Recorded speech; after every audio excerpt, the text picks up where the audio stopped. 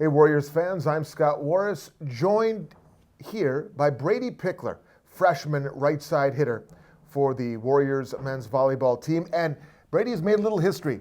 First time in the history of the Warrior men's volleyball program that they have a student athlete of the week in the conference. And Brady, congratulations on that. First and foremost, well earned. It was a busy weekend. You guys had 4 games out in California, some really good competition, including the defending national champs, Cal Lutheran. Let me just give the numbers for the folks, and I'll let you weigh in on what you did. I know you know this already.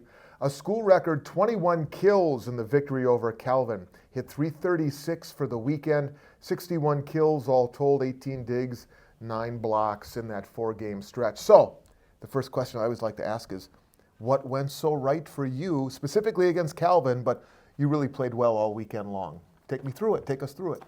I think overall, as a team, we just kind of gelled. We scrimmaged Bryan and Stratton before we left, and we were clicking, but then once we got there, it just, everything seemed to switch. And it was really cool to see.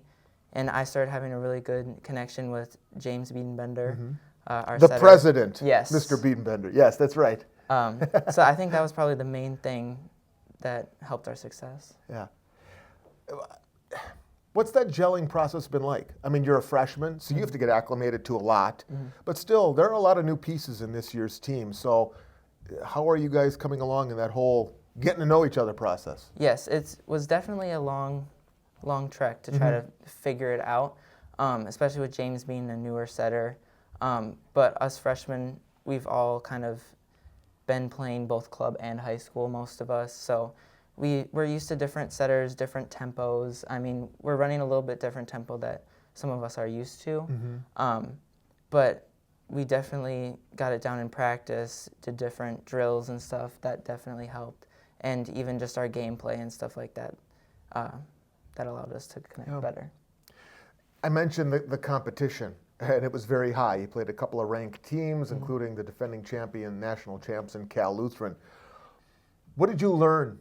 What do you think you learned about yourself? What do you guys think you learned in those first 4 games about yourselves and where you want to continue to get better going up against really good opponents?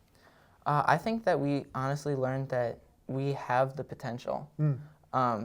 I know one of the sets against both Cal Lutheran and UC Santa Cruz, we were very tight with them up until the end, and we may have lost the sets, but we put up a good fight, and they had their starting lineups in, so it was cool to see that we were actually a threat enough to them that they felt like they had to have their starting lineup in against us.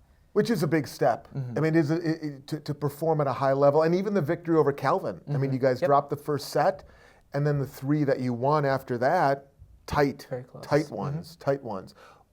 What does it say about a team that can win a close game, a close match? It just shows our determination and our drive to win. Because I know even in some of those sets, we were up by 5 or 6. We would let them start creeping back in, take a timeout, and we ended up able to pull it out. But it was definitely a harder time than we wanted to. We would like to keep the lead instead of giving it back, but we were able to persevere, and we were determined enough to get that first win to take a step forward. Yeah. Okay, so you've got 4 matches under your belt after the time out there in California. You get a couple of weeks now before you get rolling again kind of more consistently. What do you guys look to do in this 2-week window now where you've played some matches, but now you get to get back onto the practice court? So what do you want to get done? We're doing a lot of lifting for sure. Okay. With Brooks, and we're also in practice. We watched a lot of film while we were in California too, both on ourselves and on the other teams that we were playing. But that really helped us kind of see where our holes are, and if we can just patch those even just a little bit, we could be very, very good this year. So this week we're working on serve receive, even just the basic skills, just to re-go over them, to just strengthen them and get better at everything, honestly. Okay, so you mentioned lifting, some work in the weight room. How much of that is the college experience? And I realize you're new to the college experience, but still, I mean, is it a real intensive workout, or how do you strike that balance in men's volleyball, to be strong, to build up some muscle, But you guys aren't going out there being ripped. I mean, there has to be some agility, maybe more than anything, right? Yeah. So we do a lot of sprinting and Okay. stretching and agility, stuff like that with Brooks. I think the biggest thing for me is it is more of the college experience, because specifically with my high school, we didn't have we had lifting programs, but not for men's volleyball. So if we wanted to lift, we had to do it by ourselves, which I didn't. So coming into college, I haven't really lifted a lot before. So that's probably the biggest difference for me, I would say. And it's definitely helped me for sure. Okay, I ask this a lot when I have a chance to sit down with freshmen. The transition from high school to college. Take us through, how has it gone now? You've obviously have got one semester of the academic stuff under your belt.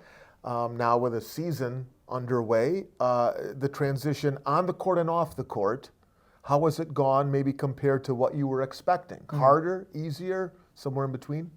On the court, I would honestly say it was probably harder than I expected. Sure.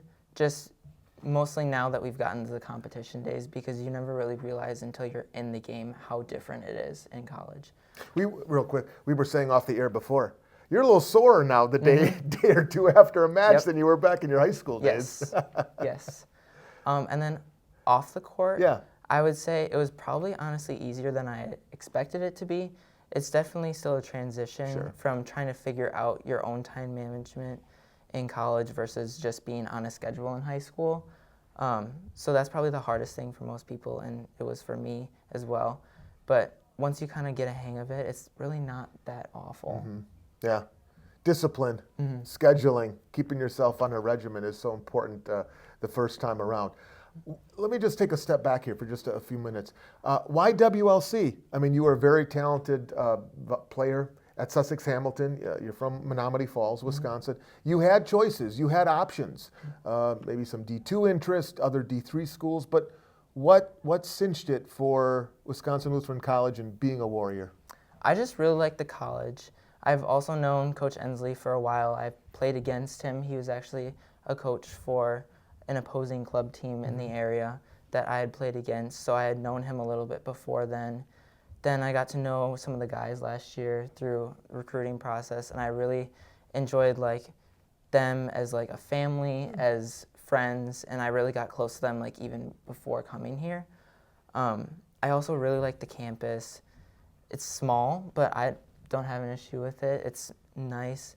All the professors are super nice, and I really just liked it overall. I just had a different feeling here versus other schools.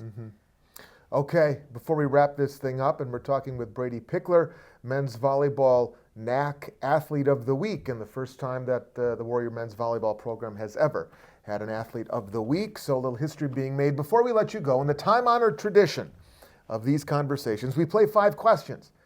Brady, the only piece of advice I will give you, as somebody who's doing this for the first time, but probably not the last time we'll be sitting here, don't overthink it. First answer that comes to mind. Number 1, what superpower would you like to possess for one day if you were granted it? I would say flying. I like getting places fast, like in the airplane from California. True. So you're glad you guys flew to California, you didn't take the bus out there. My family does drive a lot of places, so I'm used to driving there. But when it comes to tournaments, I like to just be there. Get there. Number 2, the higher likelihood of existing, UFOs or Bigfoot?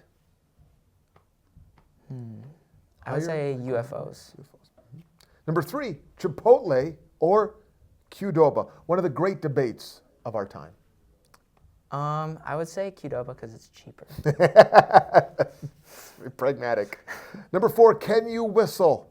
Yes. Prove it. Okay, he did. Sometimes you can whistle, but it's not easy when you're asked to do it under pressure. Okay, but you did it. You can. Number 5. I should have warned you about that one. Number 5, the one zoo animal you would like to own provided it was tame. Any zoo animal, but it's tame. I would say giraffe. Giraffe. Where would you keep it? That's a really good question, but I feel like they're just cool. Fair enough. Animals. They are. I was on one of those safari tours last summer down in Florida. Got within 15, 20 yards of a giraffe. They are a remarkable animal. I mean, it's mind-boggling. But I don't know what I would do with it. Okay, and your bonus question before we let you go. What is, or who is, your most famous celebrity encounter? I would say Scott Walker at a parade. Very good. The former governor of Wisconsin. Have you ever met him? No. But there he was. Wow. Yeah. He's a friend of this college, too. You might see him at a game. You never know. You might. That would be cool. All right. There you go. Brady, congratulations Thank you. on the honor, and all the best the rest of the way. We should mention that the Warriors will open up the home slate on Saturday, January 25th, 10 a.m. matchup here at the Time of Grace Center. Congratulations to Brady. We'll see you at a match real soon. Thanks for watching, everybody.